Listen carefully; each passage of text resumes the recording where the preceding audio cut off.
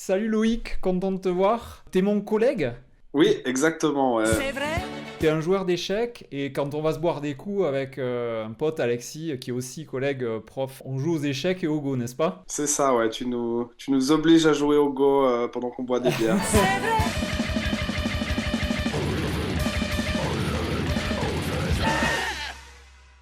Habituellement on joue en 9-9 et en 13-13 et là aujourd'hui ce que je te propose c'est de t'apprendre à passer en 19-19 parce que c'est vrai que ça donne un intérêt totalement décuplé à la partie et justement aujourd'hui comme tu joues aux échecs j'aimerais bien faire des parallèles avec le jeu d'échecs.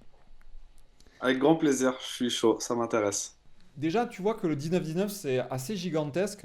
Du coup, il va y avoir Mhm, plus d'espace pour créer des zones plus grandes et il va falloir évidemment empêcher l'adversaire de faire des zones trop grandes. Tu sais, on avait dit tous les deux en discutant que les échecs, c'était une grande bataille, une grande mécanique et que au Go, quelque part, c'était plusieurs mécaniques qui se combinaient. Tu t'en souviens?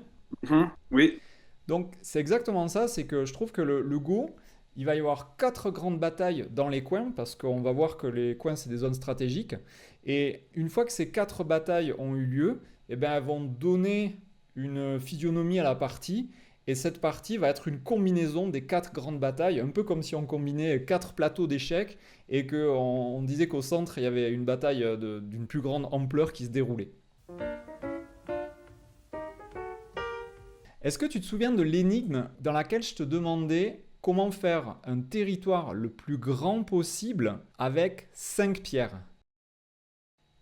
Voilà. 2, 3, 4, 5. Voilà, là c'est fermé et tu as fait 4 points. Tu vas cliquer sur une des pierres et essayer de la mettre autre part pour faire 5 points au lieu de 4. Très bien. Voilà, tu as fait donc là, tu as fait 6 points. Tu vas encore effacer certaines pierres. Voilà. Yes. Donc là, avec 5 pierres, tu as fait 10 points. Avec le même nombre de pierres sur le bord sans utiliser le coin, on va faire beaucoup moins de points, c'est-à-dire 4. Et au centre, Mhm, on va carrément en faire qu'un. Et encore, il y a une pierre qui sert à rien. Ça, c'était pour rappeler que le centre, eh ben, on met beaucoup de pierres et on marque peu de points. Le bord, que je note en carré, on met le même nombre de pierres et on gagne 4 fois plus de points. Et le coin, c'est une zone stratégique parce qu'en mettant le même nombre de pierres, on marque 10 fois plus de points. Maintenant que ceci est rappelé, il y a un paramètre qui est super important en 19-19, c'est la vitesse. Tu auras compris qu'effectivement, si chaque adversaire prend un coin comme ça avec ce coup stratégique de Sansan qui est inattaquable, quasiment, est-ce que le prochain coup, ça va être de faire une petite diagonale comme ça? Ou est-ce qu'on va jouer ailleurs? Est-ce que tu te souviens? Est-ce que je t'avais parlé de cette idée de vitesse au Go? Hmm. Alors, ça me paraît pas très utile de venir jouer là, vu qu'on va dire que ce territoire nous appartient déjà. Oui, Ça serait venir solidifier quelque chose qui est déjà assez solide. exactement. Moi, j'aurais plutôt tendance à vouloir justement venir jouer ici, par exemple. Voilà, Par exemple, super. ou alors peut-être Super. encore plus extrême, un peu plus loin peut-être même, je sais pas. Voilà, c'est exactement l'idée. C'est-à-dire qu'on construit des territoires en pointillés pour se développer le plus loin possible. Et effectivement, on va orienter nos pointillés vers le bord, parce qu'on a vu que le bord était la deuxième zone stratégique après le coin.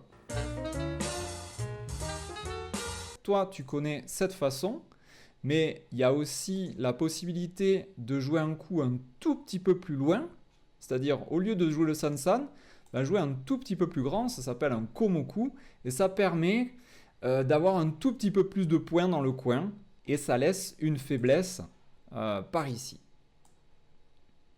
Donc ce coup, il D'accord? a un avantage et un inconvénient par rapport au Sansan qu'on a vu juste avant, qui lui n'a aucune faiblesse. Mais c'est un coup qui est plus ambitieux. Donc ces deux coups, ils protègent bien le coin, mais il y en a un qui est encore plus ambitieux. Est-ce que tu le connais? Yes, Celui-là? très bien. Donc ce point, en fait, c'est le Hoshi, ça s'appelle étoile en japonais, et tu l'as placé pile là où effectivement il y a un point sur le goban. Et c'est pas un hasard si le point est situé ici, c'est que c'est vraiment une zone dans laquelle on aime jouer. Ça protège pas parfaitement le coin, mais ça va être un coup qui va nous donner plusieurs options en fonction de ce que va jouer l'adversaire. quand on jouait en 13-13, c'était pas du tout gênant de jouer uniquement des Sansan et des Komoku parce qu'il y avait très peu de place au centre. Mais maintenant qu'on joue en 19-19, vu que le Ouais. centre est gigantesque, eh ben on a envie d'avoir des coups qui font double fonction. C'est-à-dire des coups qui protègent à la fois le bord, mais qui disent que plus tard dans la partie, ils auront un rayonnement vers le centre. Donc un Ouais. coup double. Et ces coups doubles, ben, plus ils sont ambitieux, plus ils vont être fragiles. Parce qu'effectivement, le Roshi dont tu as parlé, eh bien, il a ce qu'on appelle de l'influence, mais il a aussi la capacité peut-être d'avoir le coin, et il a aussi la capacité d'obtenir le bord. Bref, il ne sait pas ce qu'il va Mhm. avoir comme coup, c'est un coup qui est, on dit flexible, mais il va avoir quelque chose. On va jouer ensemble à partir de ce plateau, et on va jouer les batailles de coins. C'est-à-dire qu'on va faire les 4 parties d'échecs dans les 4 coins, Mhm. et dès que tu penses que le coin est impossible à envahir ou que le combat est fini, c'est-à-dire qu'on ne peut pas se capturer l'un l'autre, eh ben on joue dans un autre coin. Donc, D'accord. donc vas-y, c'est Mhm. toi qui commence, donc prends un coin, comme on l'a vu. Donc je le joue ambitieux, quoi. Voilà, ouais, super, super. C'est-à-dire on joue plus San-San. Maintenant qu'on joue en 19-19, Ouais. c'est très rare les joueurs qui jouent San-San parce qu'on veut avoir D'accord. plus, parce que le plateau est plus grand. Donc bah vas-y, moi aussi je joue souvent ambitieux comme ça, aussi comme toi. Et mettons là je vais juste aussi pour les exemples et créer des situations différentes, je vais jouer le coup semi-ambitieux, donc le Komoku, petit œil en Mhm. japonais. Donc là, qu'est-ce que tu pourrais faire maintenant par rapport à ces 4 Au batailles coin. de coins? Tu peux soit essayer Bah de me voler là, un coin, voilà, ouais, yes, donc ça c'est un coup que je t'ai appris, bien ouais. Et moi, bah, vu que tu me piques le coin, bah, je vais défendre. Je vais essayer de que t'aies pas tout, et même si tu survis, eh ben, je vais quand même te créer des problèmes. mhm. Alors je vais jouer là. Toi, dès que tu considères que tes 2 pierres elles sont vivantes, je te conseille de jouer ailleurs. Mhm. Donc là, est-ce qu'elles sont vivantes à ton avis? Les deux ici, elles sont pas encore vivantes, non? Non. Du coup, si tu penses qu'elles sont pas encore vivantes, ça veut dire que le combat est pas encore fini. Et avant de Ouais. passer à un autre coin, eh ben, il faut qu'on achève celui-là parce que s'il y a noir qui tue blanc ou blanc qui tue noir, ben, ce sera beaucoup trop désavantageux pour l'un ou pour l'autre.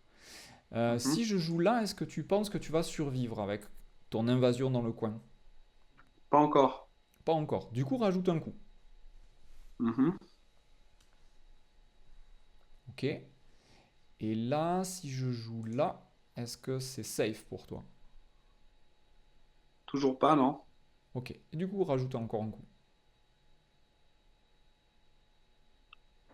Yes. Moi, est-ce que de mon côté, si tu jouais blanc là tout d'un coup, est-ce qu'il y a un coup que tu auras envie de jouer pour attaquer les pierres que tu viens de poser dans mon coin? Tout d'un coup là tu deviens blanc. Peu importe. Oui, alors A14. J'aurais joué À A14 en 14. tant que blanc. Ok. Donc là, si tu es blanc, tu auras envie de jouer ça. Et Ouais, en tant que noir, là, tu es tenté de sauver ta pierre, j'imagine. bien sûr. Voilà.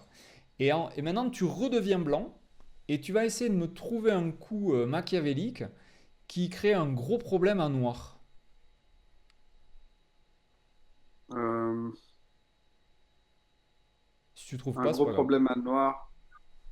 J'imagine que ça va être quelque chose comme A18. Je vais rentrer à l'intérieur, j'imagine. Ouais, en fait, il y a une faiblesse dans les pierres que tu posées pour m'envahir.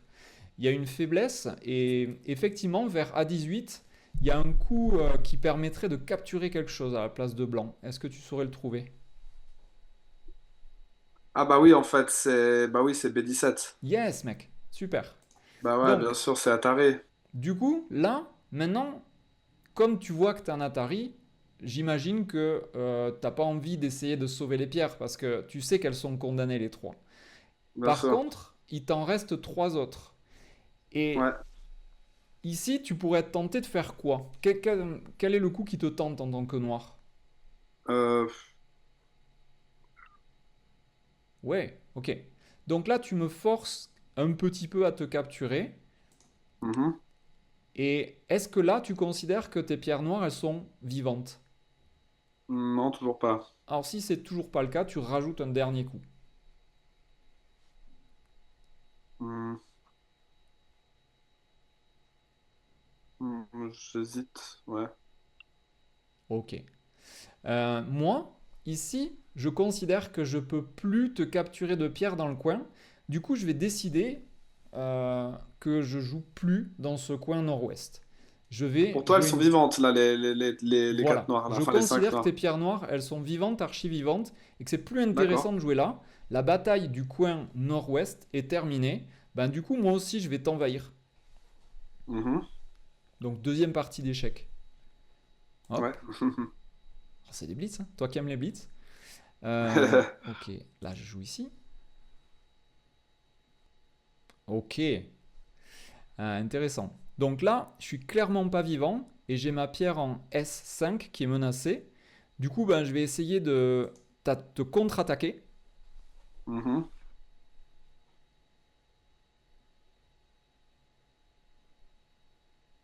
Yes.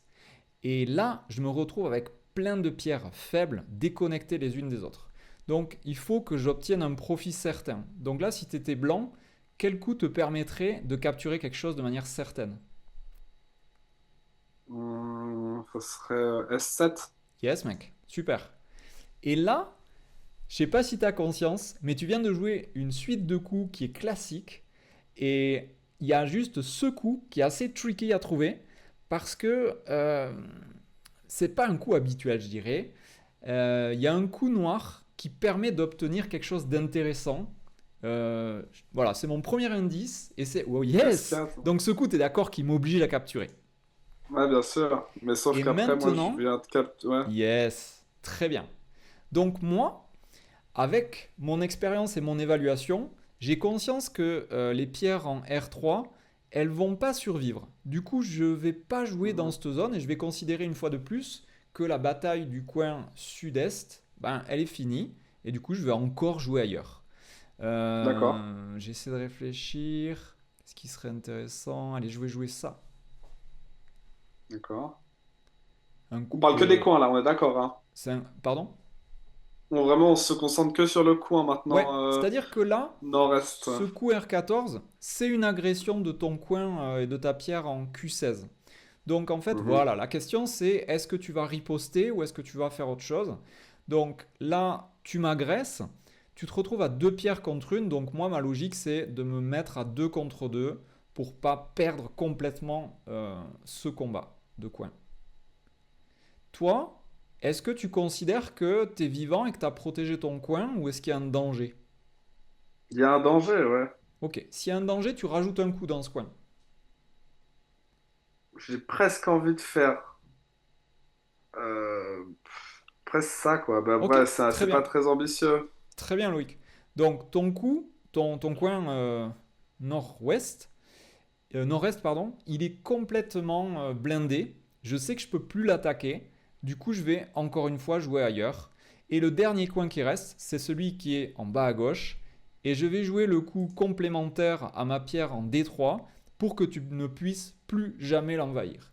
Et là, du coup, eh ben, on va s'arrêter parce qu'on a fait ce que j'appelle les 4 parties d'échecs qui vont donner la thématique et la physionomie de la partie qu'on va jouer. Donc toi, ici, Intéressant. est-ce que tu es content des échanges qu'il y a eu dans ces quatre coins? Est-ce que tu préfères être noir ou est-ce que tu préfères être blanc dans cette partie?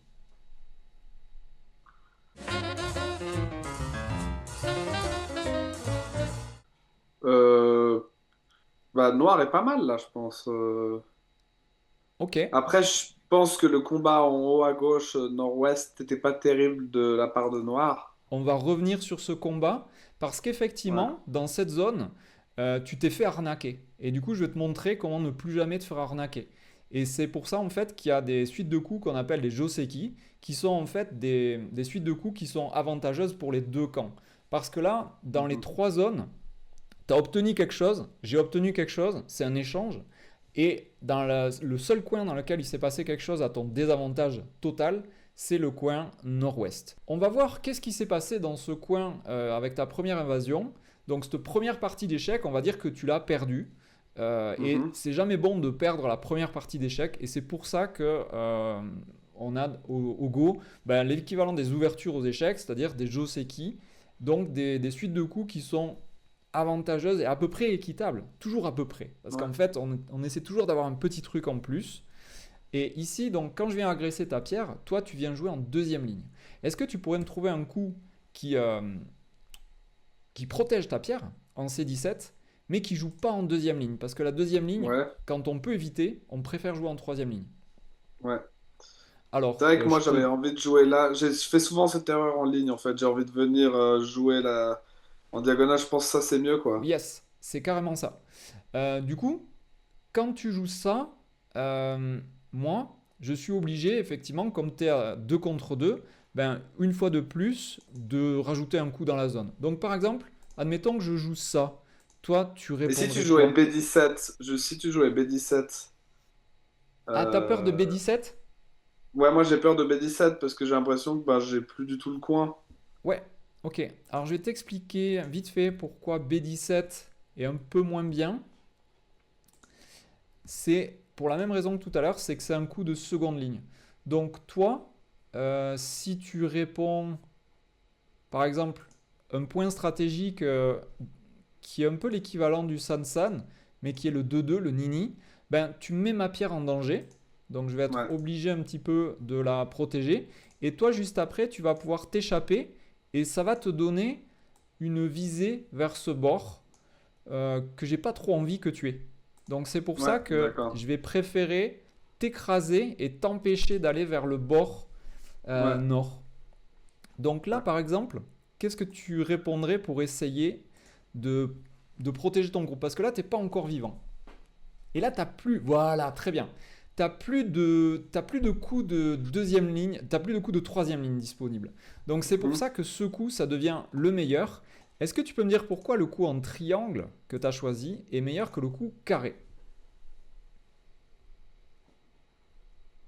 Bah, moi, si j'ai joué le triangle, c'est parce que je veux te forcer à jouer E16 après, en fait, pour te protéger. Très bien, Euh, très bien. C'est exactement ça. C'est-à-dire qu'en fait, ce coup, même si c'est un coup de seconde ligne, il est en train de préparer une attaque parce qu'il crée une coupe ici. Donc moi, ouais. si je n'y prends pas garde, eh ben, je risque un jour que tu viennes en E16 et ça va isoler ma pierre. Donc effectivement, Mhm. je risque de protéger cette pierre. Et toi, Ouais. tu vas jouer où ensuite? Super bien joué. Mhm. Du coup, à moi, effectivement, quand tu auras joué ce coup, eh ben, je vais aussi protéger mes deux pierres. Et toi, est-ce que tu considères que là, ça y est, l'échange est fini et t'es vivant dans le coin? Alors, j'ai pas ta connaissance pour me rendre compte sur le long terme, mais j'ai l'impression que je suis plutôt bien parti, ouais. Ouais, effectivement, t'es bien parti. On verra avec l'expérience qu'il vaut mieux rajouter un coup pour être 100% tranquille, mais globalement, tu commences à être dans une position où tu vas être ni mort, ni dans un état de fragilité. Donc, on va pas aller jusqu'au bout. Je vais juste montrer vite fait, donc pour nos auditeurs et pour toi, comment on continue cette suite de coups. Toi, tu protèges aussi, et on Ouais, protège la coupe en gueule de tigre. Et il existe aussi la possibilité de pousser ici, qui va obliger blanc à venir là. Et dans les deux cas, eh ben, on considérera que l'échange est terminé et que noir n'a aucune chance de mourir dans le coin, donc qu'il ne s'est pas fait arnaquer. Parce que je remontre ce qui ouais. s'est passé dans la suite de coups que toi t'as proposé, où tu as joué en deuxième ligne. Ben moi, ça m'a permis de jouer ce coup qui attaque ta pierre. Et là, quand tu as joué en première ligne, tu te souviens, hein, la première ligne, tu te souviens comment elle s'appelle, Loïc? La ligne de la mort. Voilà. Donc en général, quand on joue sur la ligne de la mort, c'est mauvais. Donc j'aurais pu carrément jouer directement ici. Même si on a perdu la bataille, ben, on n'a pas tout perdu. On a encore quelques pierres qui sont vivantes. C'est vrai que ce qui est embêtant, c'est que blanc, il est inattaquable ici. Et ça lui donne un très joli potentiel pour avoir la bataille suivante qui va se jouer sur le bord, Ouais, on va dire. Donc, il faut quand même garder le moral. et défendre. Là, il vient de nous attaquer le coin. Et ce qui est génial, c'est que là, tu as joué une suite de coups qui s'appelle aussi un Joseki et qui va terminer effectivement dans un échange. Et les deux adversaires sont contents d'avoir quelque chose. Toi, tu as gardé ton coin alors que le gars t'avait envahi. Donc c'est génial parce que intuitivement, tu as trouvé la suite de coups qui permet de récupérer le coin qu'on t'avait en fait piqué.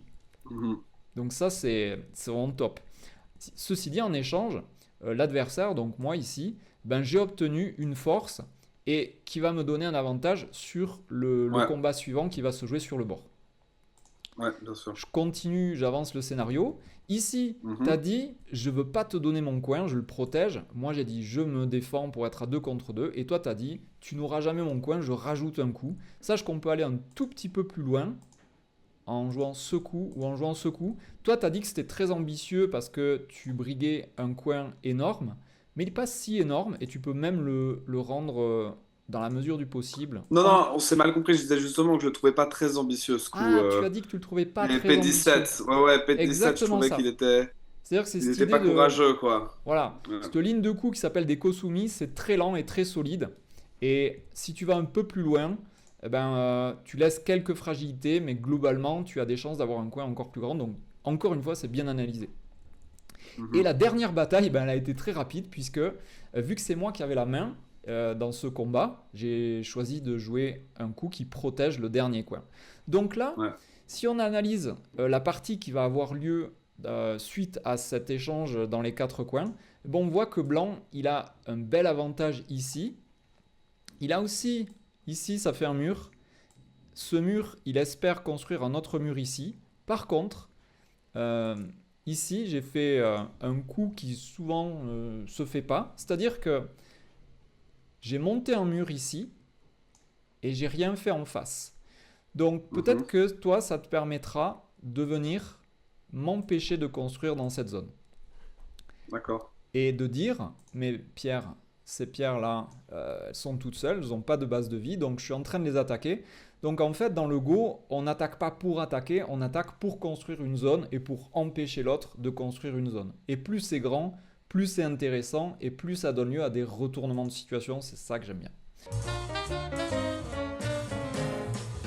Je trouve que le Go en 1919 a vraiment beaucoup de parallèles possibles avec l'architecture parce que en fonction de la partie qu'on va jouer et de la façon dont elle commence vis-à-vis de cette fameuse bataille des quatre coins, ça va donner des parties mais complètement différentes. Par exemple, tu peux très bien Mhm. avoir, je sais pas moi, blanc qui vole directement le coin. Je te donne un exemple caricatural. Noir qui prend toute l'influence et blanc qui prend tous les coins. Donc là, ça va être une partie qui va se jouer sur une influence colossale au centre. D'autres scénarios qui peuvent arriver, ben, c'est les deux joueurs veulent rien lâcher. C'est-à-dire ce coup-là, il dit ben tu n'auras pas le coin. Et l'autre il dit toi non plus, toi non plus, toi non plus. Donc là les quatre coins ils sont quasiment safe, quasiment verrouillés. Donc maintenant on rentre dans la Mhm. bataille des bords. Et du coup ça donne encore une fois une architecture complètement différente. Puisqu'ici, ben, quand Noir va faire un mur ici, ben, tu te souviens l'idée de ce mur, il regarde dans cette direction. Donc effectivement, il est fort probable que Blanc peut-être joue par ici pour empêcher Noir de monter le mur là où il souhaiterait qu'il soit monté.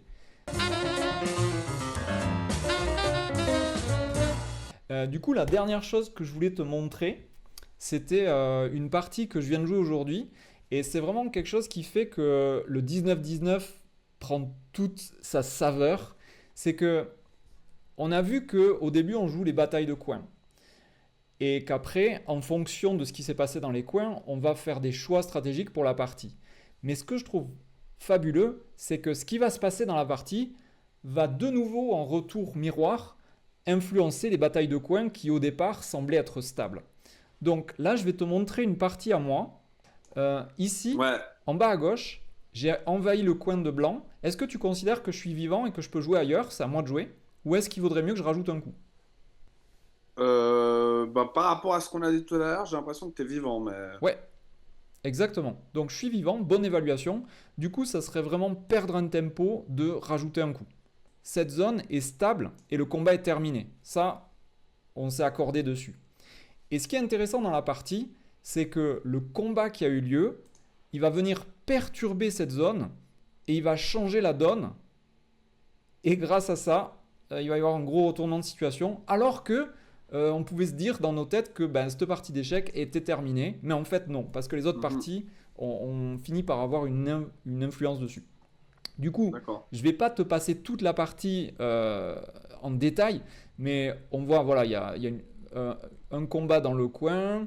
Et ensuite, je lui attaque un groupe au centre. Là, je suis en train de lui attaquer ce groupe. Et en l'attaquant, lui, il s'enfuit. Donc, il s'enfuit dans cette direction. Et en s'enfuyant, moi, je joue des coups autour de son groupe que je lui attaque. Donc là, tu vois qu'il est toujours encerclé. Il n'a toujours pas deux yeux. Et même si je ne le tue pas, je suis en train de faire une percée dans une zone qui risque une fois de plus de le tuer complètement. Donc pour essayer de sauver son groupe, il va devoir jouer des coups assez imprudents qui vont me donner la possibilité ici de tout changer. C'est-à-dire qu'en début de partie, on avait dit que ce coin, je lui avais volé, mais que lui en échange, il avait eu un mur. Mais ce mur, même si c'était le début de partie, il avait une faille ici qui n'était pas exploitable du tout en début de partie. Clairement, en début de partie, si jamais Noir s'avise de jouer ici, c'est très facile de le capturer, soit en guetta, soit en guetta. En guetta, comme ça, on est sûr qu'il ne s'enfuit pas. Au moment où je joue ce coup dans la partie, ça renverse complètement la situation qui était stable dans le coin, parce que lui, il espérait avoir tout un mur ici, et en fait maintenant, au lieu d'avoir un mur, il a un groupe qui lui encercle des pierres, qui le capture, et qui change complètement tout. Donc voilà, c'est ça, ce cours-là que je voulais te faire, c'était juste pour te montrer à quel point le 19-19 devient une autre dimension, et prend vraiment de la valeur, je trouve.